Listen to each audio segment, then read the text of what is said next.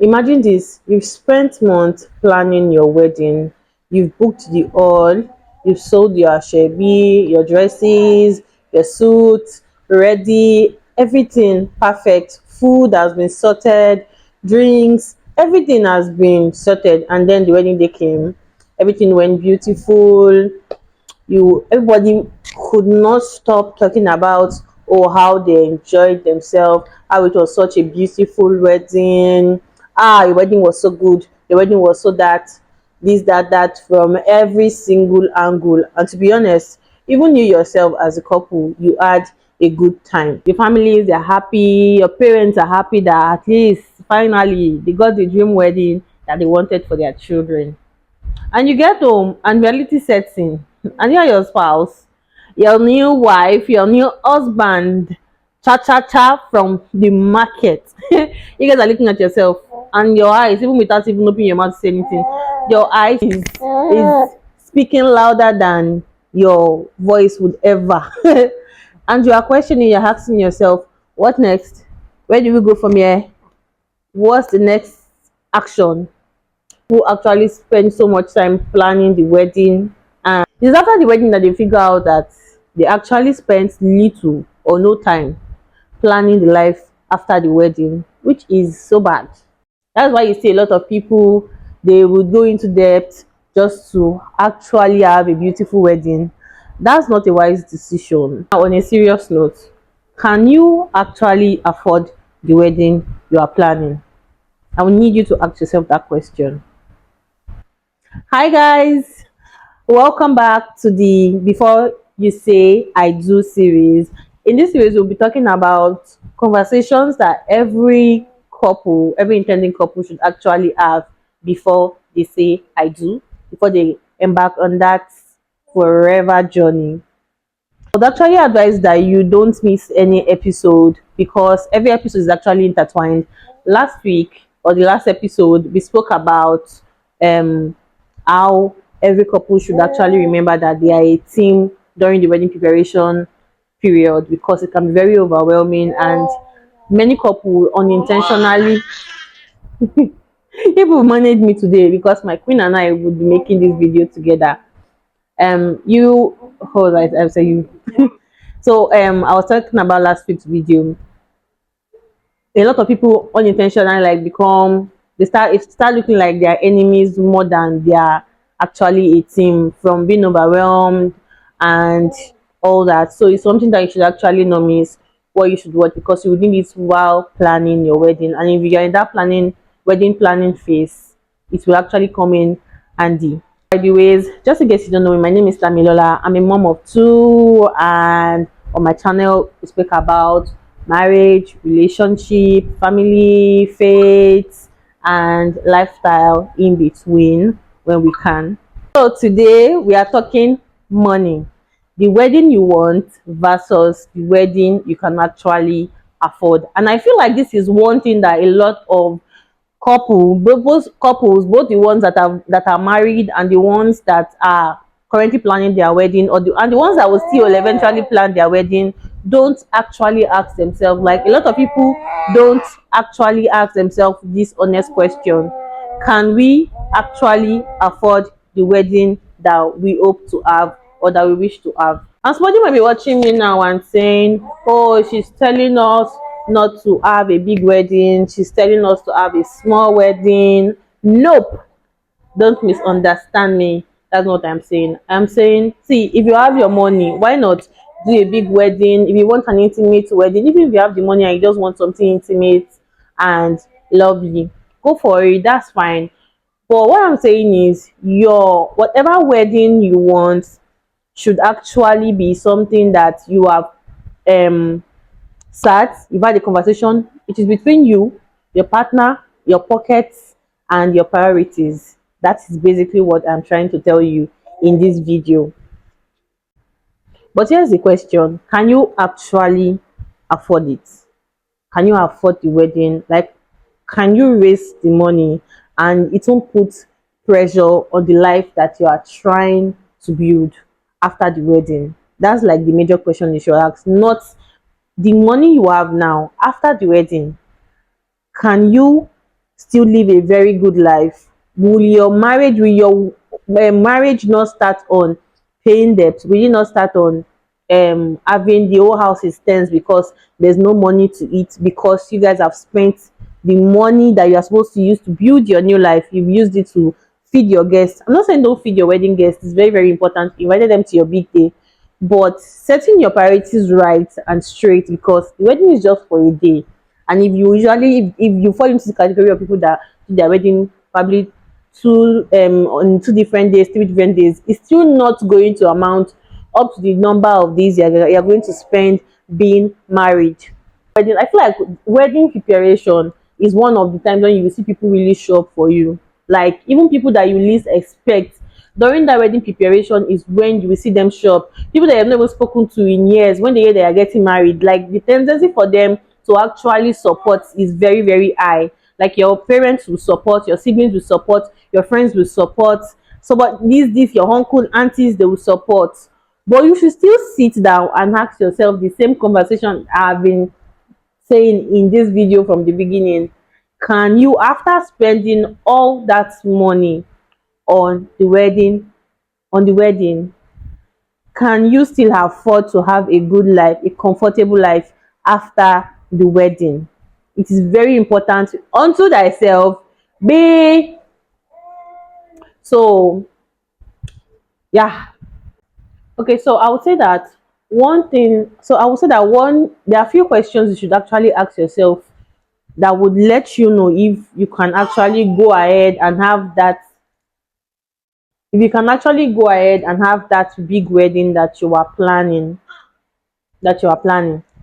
Can you Do you have an apartment? Is your apartment sorted? Like you shouldn't be planning a big wedding when you don't even have where to stay after getting married. As funny as it sounds, you're like, oh no, you will be surprised that the people that are on, oh, they would, when they get married, knowing that they will spray them, they used to collect accommodation. Not even now that house rent is something else now. I was having a conversation with a few friends, like when we were getting married, looking for house and all. At that time, I think it was not so expensive. Even if it was expensive then, but it's not as expensive as it is now to get an apartment. If you don't have like a million, even where I stay, that people say that, oh, you are joking, you are not going to get a very good accommodation. Even houses that are not so good, they are giving them in millions or even almost a million. So just imagine, like, do you have accommodation? Is your house well furnished? When I say well furnished, hope it is not that either you guys don't even have as simple as mattress in your new home. Let's say okay, you've sorted accommodation, you don't have mattress in your house. So after everything, let's say okay, you have money for honeymoon. After the honeymoon, where are you? Are you going to bring their mattress back home? You don't have mattress. You don't have plans how to get like your chair set.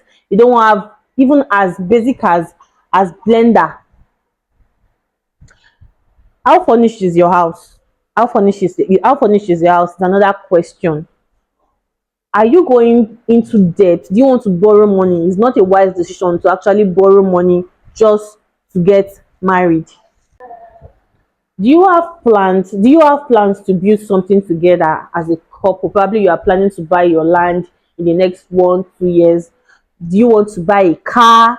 Do you want to, like, important things like what do you want to build for yourself as a couple? If you guys have these things planned, then it should actually now help you decide on the kind of wedding, or how much you want to, or how big you want your wedding to actually be.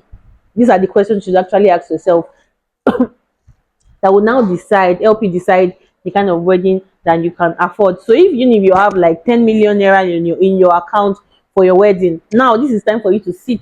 10 million is looking like a big money, but before you blink, when it comes to wedding preparation, it is out, like the way to clear out of the account. Now, do you want to spend that amount on your wedding, or what's the plan? How much can you give? Now this is where you now have to tell how much can you give towards this wedding, or what kind of wedding should we now go for? Because I promise you, there's going to be so much pressure from parents, from well wishers, or no, it's once in a lifetime, do it. What is what doing well. What is also what doing well after, for your life after the wedding. Because I promise you, your marriage doesn't end after all your guests have gone home. That is actually where your life begins. That is when reality will actually dawn on you.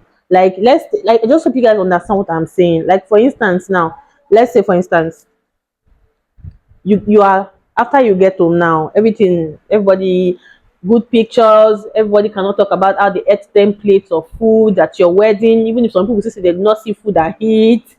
um like, people cannot just stop talking, good pictures and all that.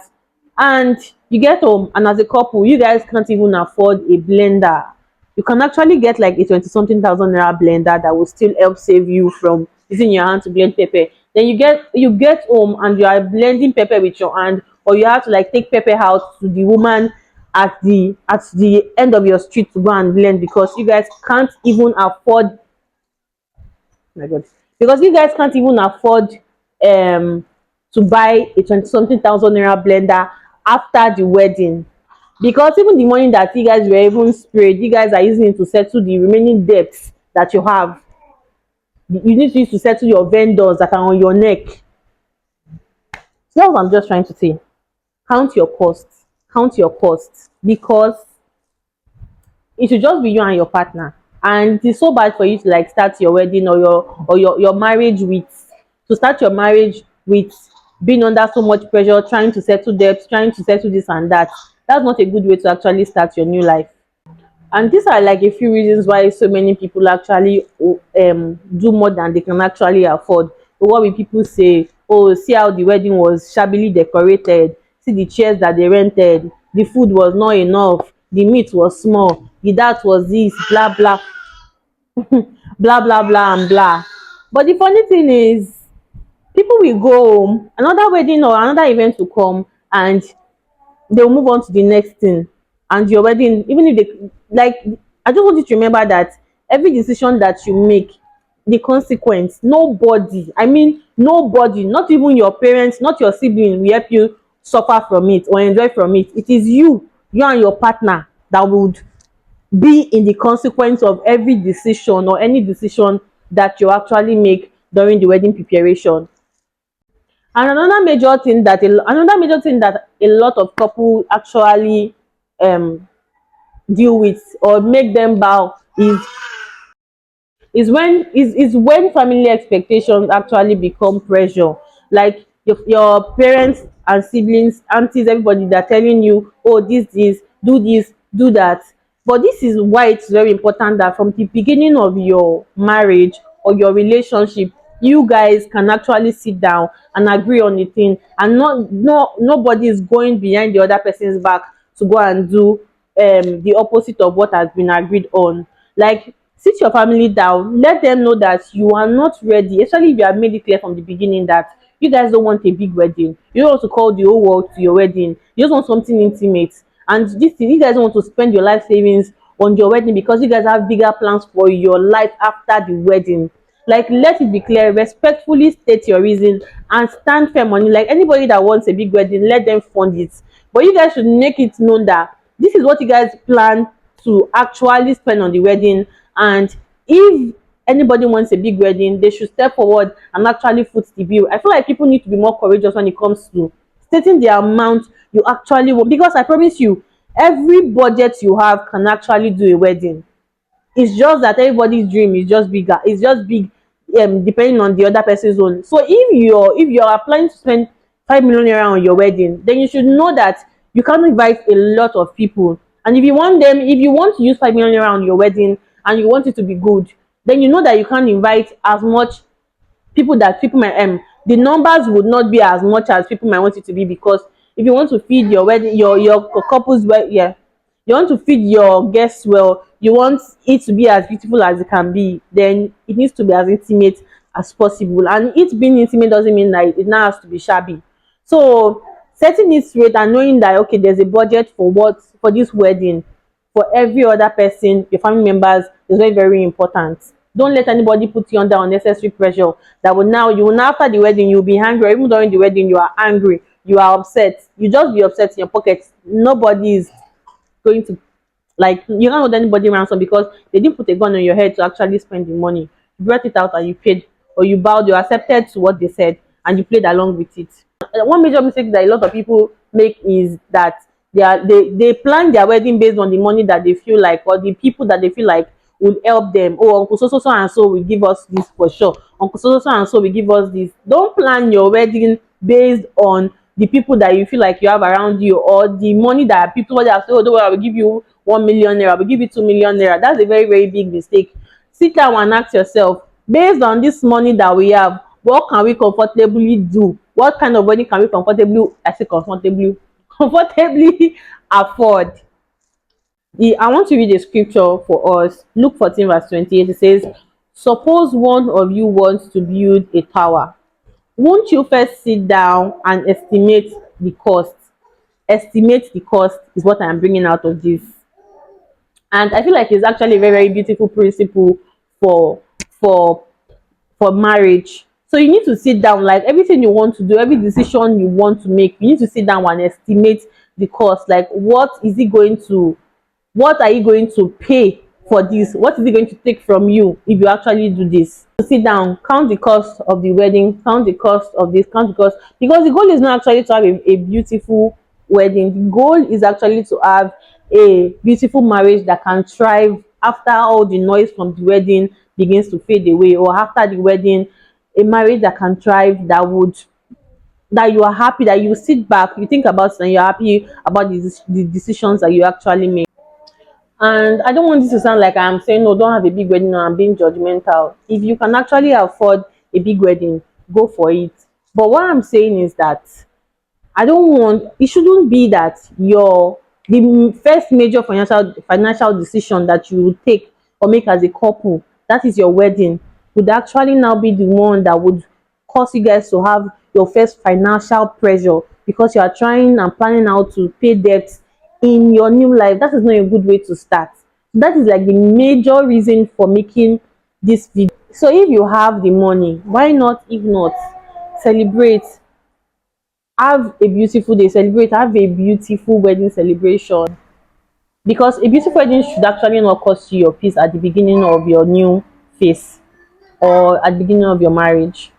Okay, now to round it up, I want to hear you in the comment section. If you, let's say you have like 30 million naira in your account for your wedding, what are you going to do? Will you just blow it up and just enjoy your life on that day, and or you are going to use some for the wedding, majority for the some for the wedding, and majority for your life after the wedding? I want you to be honest, and don't tell me it depends. No, we don't want to hear it depends. I want to know, which part are you? Let's enjoy life. It comes once in a lifetime, because some people actually feel like weddings are investments once in a lifetime. And or you're on the team of, please, life after the wedding is more important than the wedding day. I'm not really a fan. So I want to hear you in the comment section. And as you know, please, your assignment from the previous one, let us hear in the comment section. And I also have another assignment for you in today's video. I'll be reading them out. Like I said, you can use them as your date night questions. If you are engaged or in a serious dating relationship, don't just watch this episode for just watching sake, or you just move on. I want you to actually answer these questions. If nobody else contributed to our wedding, what kind of wedding could we afford? Number two, what are the three things we absolutely want to have in place before we get married? Do you want to buy a car? Do you want to acquire a land? Do you want to furnish your apartment, or you just want to move in then start furnishing? Number three, if we receive extra money during our wedding planning, would we spend it on the wedding, or put some of it towards our life after the wedding, and why? Are there things we are planning to do because we genuinely want them, or because we are afraid of what people will say? Number five, last one, what does starting our marriage well financially means to the both of us? Does it mean having like 5 million naira in our account as something that we can bank on, like fall back to? Or what does it mean? Like, what does it really mean? These are honest conversations that you should have. I remember when my husband and I, when we were planning our wedding, every gift that we got, we actually splitted it into two, and we kept some for the life after the wedding, and the remaining half we push it into the wedding. And I'm not sure at any point you'd be about to pressure and actually spend that money, the money that we kept for ourselves, because we had to go, like we had to go to get things for ourselves and stock the house. There must be food. We will not be hungry. We will not be hungry. So I don't know. That's, I'm just putting that out just in case there's somebody that want to steal it, because it's actually very important. Don't spend every gift, every monetary gift that you have planning the wedding. Reality will set in eventually, because at the end of the day, your wedding is a celebration into the marriage they are about to become, and it shouldn't actually be the reason why you have while you are starting your marriage having difficulties. So have these conversations with your partners and be honest and be sincere with yourself. Thank you so much for watching today's episode. Until I see you in the next episode, stay blessed. Please do well to like. Did you say like, share, subscribe, and we see you. Bye.